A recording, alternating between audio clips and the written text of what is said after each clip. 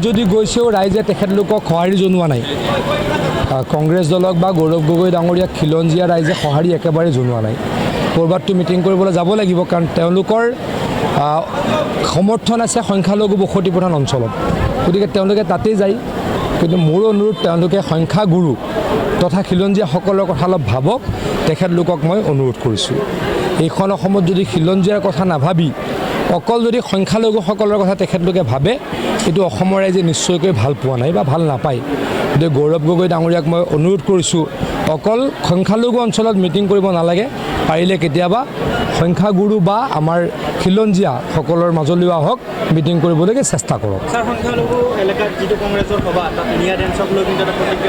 এইবিলাক এনেকুৱা ধৰণৰ সংস্কৃতি অপসংস্কৃতি অসমত আগতে কেতিয়াও দেখাই নাছিলোঁ। এনেকুৱা ডান্স, এনেকুৱা নৃত্য গীত আগতে কেতিয়াও আমি দেখা নাছিলোঁ।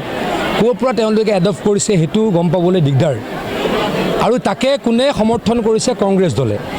এই বিজুতিৰে সংস্কৃতি অসমৰ পৰা নাইকিয়া হওক, তাৰ কাৰণে কংগ্ৰেছ দলে মাত মাতিব বুলি অনুৰোধ কৰিছোঁ। মাতিলে বা খিলঞ্জীয়াৰ কাৰণে মাত মাতিলে, ভাৰতৰ কাৰণে মাত মাতিলে যদি মোক কোনোবাই কেছ দিয়া কি জেলতো পঠায়, মই হাঁহি হাঁহি যাম। অসমৰ স্বাৰ্থৰ লগত কম্প্ৰমাইজ নকৰোঁ। যিসকলে অসমখন আহি নষ্ট কৰিব খুজিছে, অসমখন আহি গ্ৰাস কৰিব খুজিছে, তেওঁলোকক সমৰ্থন দিয়াৰ কংগ্ৰেছ দলে কুচক্ৰান্ত কৰিছে, তাৰ বিৰুদ্ধে যদি আমি মাত দিছোঁ, তাৰ কাৰণে মোক কেছ দিয়া কি, কোনোবাই যদি জেলতো দিছে, হাঁহি হাঁহি জেলত থাকিম বুলি অসমৰ ৰাইজক প্ৰতিশ্ৰুতি দিছোঁ।